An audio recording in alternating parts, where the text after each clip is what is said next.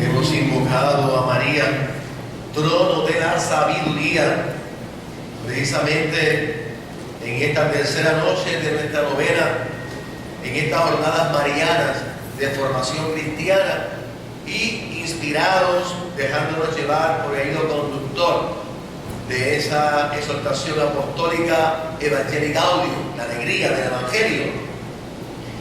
Y precisamente porque queremos despertar en nosotros esa conciencia misionera, esa dimensión misionera tan esencial a nuestra vocación cristiana, y que muchas veces se puede opacar, se puede apagar, se puede obviar. Es mucho más cómodo no pensar en esa conciencia misionera, porque es mucho más cómodo no complicarse la vida. No cabe duda que el verdadero discípulo de Jesucristo se complica la vida porque se complica con la vida de los demás. Al meterse en la vida de los demás, se le complica la jornada, se le complica el horario, o sea, no puede ir siempre a lo suyo, etc. Y yo quisiera hoy comenzar con las palabras del Salmo 24. Señor Jesús, instrúyeme en tus sendas. Díganlo. Señor Jesús, instrúyeme en tus sendas. Nuestras sendas no son las tuyas. Conocemos la senda de los violentos. Llevan a la sumisión y la muerte. Y tú eres libertad, eres vida. Conocemos la senda de los codiciosos. Llevan a la esclavitud y a la miseria. Y tú eres gratuidad y comunión. Señor Jesús, instrúyeme en tus sendas. Conocemos la senda de los lujuriosos. Llevan a la degradación y al vacío. Y tú eres dicha y plenitud.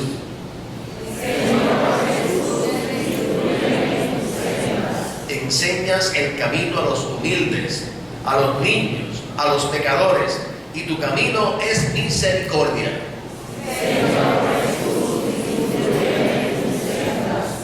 Tu camino es la verdad, eres luz, pero vivimos en la mentira, en el engaño, en el error y en las medias verdades.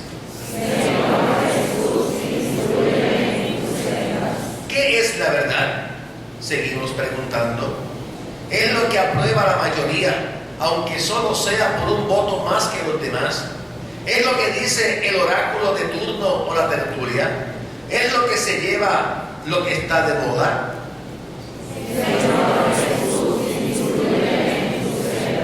Tu verdad nace muy arriba, muy dentro, deslumbra la mente y el corazón. Nunca la agotamos, no la poseemos, ella nos posee. Es don y misterio.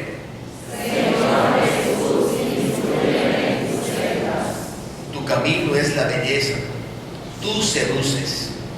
Nos dejamos seducir por las bellezas de las formas, la belleza de los cuerpos, de lo joven. Damos culto a la belleza.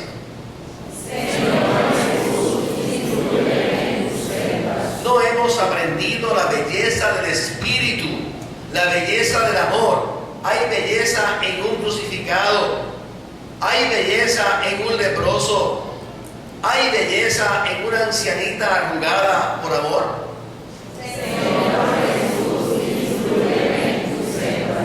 El amor entre nosotros está devaluado. Envolvemos con esta palabra realidades feas y egoístas. A cualquier cosa llamamos amor. El amor es el camino real, autopista, en la que confluyen todos los caminos. El que camina con amor nunca se equivoca, porque tú eres amor. El amor es la belleza que embellece todas las sendas. El amor es la verdad suprema. La verdad está en gastarse poco a poco, en olvidarse de sí y entregar la vida.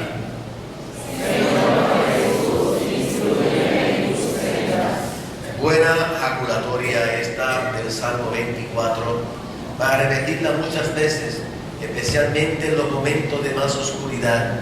Decirle muchas veces de corazón, con sinceridad de corazón: Señor, instrúyeme en tus sendas. haz que camine con lealtad. Haz que tu camino sea mi camino. Cuando el Papa nos habla, todos estos días nos está hablando con esta hermosísima exhortación apostólica, hoy nos corresponde dar una visión panorámica a ese capítulo segundo, la crisis del compromiso cristiano. Y en ese aspecto el Papa lo que hace precisamente es ponernos al día en que la tarea evangelizadora de la Iglesia necesita una reflexión desde el momento histórico, desde el contexto histórico, o sea, ese contexto socioeconómico-cultural, por los grandes cambios. O sea, recuerden que la visión del hombre de hoy, más que nunca, va por ahí. Es ese contexto socioeconómico-cultural lo que está configurando quién es el hombre. Y claro, es una concepción del hombre totalmente materialista y equivocada, donde la dimensión espiritual no cuenta. Entonces el Papa dice, cuidado, porque la evangelización que nos está pidiendo la Iglesia, esa tarea evangelizadora, tiene que darse con una conciencia clara de este contexto socioeconómico-cultural. O sea, no nos podemos lanzar a una tarea evangelizadora si primero no sabemos qué están pensando aquellos a quienes vamos a evangelizar. Entonces, esto es fundamental. Entonces, el Papa hace un análisis marcadamente religioso de ese contexto y habla de esos desafíos que tenemos ante esta tarea urgente. Dando una mirada evangélica a todo ese contexto, arranca el Santo Padre con 4 noes, tan claros como exigentes. No a una economía de la exclusión. O sea, no se puede excluir de ese plan económico a algunos. O sea, hay unos planes de exclusión donde unos no cuentan, no entran en ese plan. No a la nueva idolatría del dinero. No a un dinero que gobierna en lugar de servir. No a la inequidad que genera violencia. Entonces el Papa continúa con los aspectos culturales, presentando en primer lugar algunos desafíos culturales que va concretándolos. Ahí en esos desafíos habla de la familia, la concepción de nuestra cultura respecto a la familia, desafíos de la inculturación de la fe, desafíos de las culturas urbanas. Va dando todo pero de una forma magisterial, exquisita. Entonces, cuando el Santo Padre habla de esos desafíos del mundo actual, dice, vivimos un cambio de época, de grandes potencialidades, pero en el que la mayoría vive precariamente, día a día. Pero hace unos juicios muy duros, vamos a ver ahora. Cuando él dice no a una economía de la exclusión, dice, es una economía que mata. Y él pone un ejemplo. Dice, que muera un anciano de frío en la calle no es noticia, pero sí que baje 2 puntos la bolsa de valores. No se puede tolerar que se tire comida cuando hay gente que pasa hambre. O sea, no hay ningún tipo de sensibilidad en la conciencia cuando se desechan vales de comida por esa competitividad de la ley del más fuerte. O sea, para yo no bajar el nivel de competitividad, pues vagones a echarnos. Pero eso que sucede en el macrocosmos lo tenemos que pensar también nosotros. O sea, muchas veces nos tiene que doler cuando tiramos al zafacón comida sin pensar que esa comida le pertenece a alguien que en ese momento está muriendo de hambre. Porque lo que a mí me sobra se lo he quitado a alguien. Y es una conciencia que nosotros muchas veces no tenemos. No tenemos. Ni tenemos ni la buscamos tener, porque nos acusan. Y esto es importante que aterricemos un poquito, porque si no, ¿de qué evangelio estamos hablando? ¿Qué religión estamos viviendo? Las teorías del derrame, llama él, esa libertad de mercado que genera crecimiento económico. Dice, esto tiene que producir una mayor equidad, una inclusión social, pero no es así. Entonces, cuando él llama la globalización de la indiferencia, ese apartado lo tiene el Papa tan metido en su corazón. La globalización de la indiferencia significa esto: no nos compadecemos, no lloramos. La cultura del bienestar nos anestesia. Estamos anestesiados por la cultura del confort. No nos sentimos parte del drama de nuestros hermanos los hombres. Y como el Papa Francisco nos está dejando a todos súper edificados, a mí el primero, que he metido en estos textos día a día, y le aseguro que me tuerce el corazón cada vez que lo leo. Como él no es pura palabrería, ayer, 8 de julio, él se trasladó a un estadio, ¿verdad?, que es el estadio de Lampedusa. Lampedusa es una pequeña ciudad al sur de Sicilia, en Italia. Es un puerto donde muchos inmigrantes llegan hasta allí para entrar a las costas italianas. Y él fue allí porque muchos inmigrantes han perdido la vida allí. Y a él le duele que en esas barcas que para esos inmigrantes son barcas de vida, trámites de vida, se conviertan en barcas de muerte. Y le duele el Papa. Y llegó hasta allí y como altar usó una patera, pedazos de una barca. Como báculo usó un pedazo de madera de cayuco, una madera que había naufragado, en memoria de los inmigrantes fallecidos. Y empezó de esta manera: inmigrantes muertos en el mar, desde esas barcas que en lugar de ser una vía de esperanza, han sido una vía de muerte. Y el Santo Padre, utilizando las lecturas de una misa de penitencia, de sufragio, del libro del Génesis, dijo: yo quisiera proponer algunas palabras que despierten la conciencia de todos, que nos impulsen a reflexionar y a cambiar concretamente ciertas actitudes. Hasta anoche estuvimos hablando de esa tarea necesaria, de esa tarea misionera que es urgente.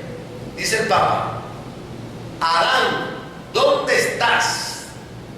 Es la primera pregunta que Dios dirige al hombre después del pecado. ¿Dónde estás? Es un hombre desorientado que ha perdido su lugar en la creación porque cree que puede volverse potente, que puede dominar todo, que puede ser Dios. Y la armonía se rompe, el hombre se equivoca, y esto se repite también en la relación con el otro, que ya no es el hermano al que hay que amar, sino sencillamente el otro que disturba mi vida, mi bienestar. Y Dios hace la segunda pregunta: Caín, ¿dónde está tu hermano? El sueño de ser poderoso, de ser grande como Dios, es más, de ser Dios, lleva a una cadena de equivocaciones que es cadena de muerte. Conduce a derramar la sangre del hermano. Estas dos preguntas que nacen de ese tema, la globalización de la indiferencia. Estas dos preguntas de Dios tienen que sonar también hoy con toda fuerza. Muchos de nosotros, dice el Papa, muchos de nosotros, también yo me incluyo, dice él, estamos desorientados, ya no estamos atentos al mundo en que vivimos, no cuidamos, no custodiamos lo que Dios ha creado para todos y ya no somos capaces ni siquiera de custodiarnos unos a otros. Y cuando esta desorientación adquiere dimensiones del mundo, se llega a las tragedias como la que allí sucedió. ¿Dónde está tu hermano? La voz de su sangre grita hasta mí. Esta no es una pregunta dirigida a los demás, es una pregunta dirigida a mí, a ti, a cada uno de nosotros. Esos hermanos y hermanas nuestros trataban de salir, hablando de los que murieron, de situaciones difíciles para encontrar un poco de serenidad y de paz. Buscaban un lugar mejor para ellos, para sus familias, pero han encontrado la muerte. ¿Cuántas veces aquellos que buscan esto no encuentran comprensión, no encuentran acogida, no encuentran solidaridad, y esas voces suben hasta Dios? Eso fue ayer. Mientras estábamos aquí hablando del tema de noche, el Papa estaba hablando allí de toda esta realidad. ¿Dónde está tu hermano? ¿Quién es el responsable de esta sangre? Porque luego nadie es responsable. Yo no fui, no es culpa mía, yo no he hecho nada, yo no soy responsable. De los acontecimientos que surgen a nuestro alrededor, de los acontecimientos que vivimos en nuestro Puerto Rico en este 100x35, de los acontecimientos que surgen mundialmente, tú te estremeces, lloras, rezas, encomiendas, te duele, te compadeces. El otro punto que el Papa menciona en su exhortación es no a la nueva idolatría del dinero, nuestro becerro de oro, la dictadura de una economía que no tiene rostro, de una economía que no tiene objetivo, por lo menos objetivo verdaderamente humano. La pobreza no es una realidad casual. La pobreza tiene causas en el sistema económico imperante que defiende la autonomía absoluta de los mercados y esa especulación financiera, la deuda y sus intereses, la corrupción, la evasión fiscal egoísta. Papá, habla duro. Todo centrado en acrecentar beneficios. Todo lo frágil queda indefenso ante los intereses del mercado divinizado. No es un dinero que gobierna, no a un dinero, que gobierna.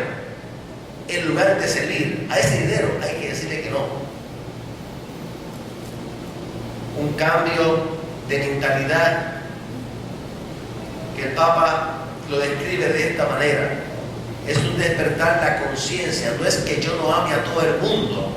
El Papa dice: yo amo a todos, a los ricos y a los pobres, pero en nombre de Cristo tengo la obligación de recordarle a los ricos que deben ayudar a los pobres, que deben respetarlos y que deben promocionarlos, exhortándonos a una solidaridad desinteresada. Luego el Papa dice que esa inequidad engendra violencia, que de ahí surge mucha violencia que estamos sufriendo ahora en muchos países.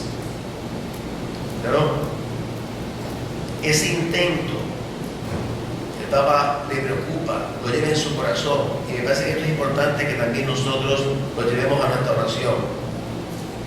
Dice el Papa que esa globalización del que él viene hablando, de ese deterioro de las raíces culturales cristianas, ese fundamentalismo que viene a traernos propuestas espirituales que terminan sin Dios, basadas en hombres. Y hace un paréntesis el Papa y dice: el origen de las sectas y las espiritualidades sin Dios nos tienen que impulsar a echar una mirada a la sociedad secularizada. El secularismo, que es organizar todas nuestras realidades, las realidades en que se organiza una sociedad, lo que es todo a nivel cultural, educación, salud, arte, todo lo que compone una sociedad, es organizarnos sin Dios, es sacar al intruso Dios. Dios aquí no tiene nada que decir. Hay que dar una mirada, no solamente a la sociedad secularizada, sino también a la iglesia. Y claro, termina el Papa en ese punto presentándonos el intento de reducir la fe y la iglesia al ámbito de lo privado y de lo íntimo. Sí, que esto, ese pensamiento, ese reducir la fe y la iglesia al ámbito de lo privado y de lo íntimo, no corresponde a la voluntad fundacional de Jesucristo, a la formación que Cristo le dio a los apóstoles para que la transmitieran de generación en generación. Y lanza como un desafío cultural principal la mirada a la familia. Y dice: la familia se encuentra en una crisis cultural profunda. El matrimonio no es una mera forma de gratificación afectiva. No procede simplemente del sentimiento amoroso, efímero por definición. Y esto hay que vivirlo en una situación cultural que está debilitada en los vínculos entre personas, en una desnaturalización de los vínculos familiares. Es un gran reto que tenemos por delante. Claro, todo esto, el Papa dice, esto termina en que los agentes de pastoral, sacerdotes, laicos, familias, grupos apostólicos, caemos en unas tentaciones tremendas. Y el Papa dice: tentaciones de los agentes pastorales. Y el Santo Padre parte de una confesión personal y dice el Papa: a mí el testimonio de tantos agentes de pastoral me hace mucho bien y me sostiene en mi propio deseo de superar el egoísmo para entregarme más. Dice: el ver, el enterarme, el saber que hay tantos hombres y mujeres en tierras de misión, entregando su vida, pasando hambre, pasando enfermedad, arriesgando su salud. No tienen nada propio, están en tierras de misión. No tienen nada propio, ni planes médicos, ni un cheque que le llegue mensual. No tienen cuentas en el banco. Están evangelizando, su vida es evangelizar, llevar la misión. Lo han arriesgado todo, lo han entregado todo. Dice papá: el testimonio de esos agentes de pastoral a mí me hace mucho bien. Y de vez en cuando tendríamos que sacar los ojos y pensar en cuántos hermanos nuestros están ahora mismo en tierras de misión, durmiendo en el suelo, o sentados en un rincón, para descansar unas horas y comenzar la caminata para llevar el nombre de Jesucristo. Y nosotros en la mecedora de la casa, diciendo: qué cansado estoy, qué cansado estoy. Y era el padre que en una reunión de pastoral: yo estoy muerto. Y era el padre que nos quiere enviar casa por casa, de dos en dos, a evangelizar todo Puerto Laurel y todo Geral, y todo Palmarejo, y todo Cejillo Hoyos, de dos en dos, casa por casa, a llevar la buena nueva, a llevar el evangelio. Y ahora nos quiere enviar que vayamos a llevar ese mensaje. Primera tentación: Primera tentación que podemos sufrir: vivir las tareas como un mero apéndice de la vida, o sea, pensar que es algo que yo hago pero no me identifica, es algo que yo hago pero no me envuelve. La vida espiritual no se reduce a momentos religiosos. La vida espiritual tiene que alimentar mi día a día, mi hora a hora. O sea, me tiene que alimentar el encuentro con los demás, el encuentro con el mundo, la pasión por evangelizar. Tres males que se alimentan entre sí: individualismo, crisis de identidad y caída del fervor.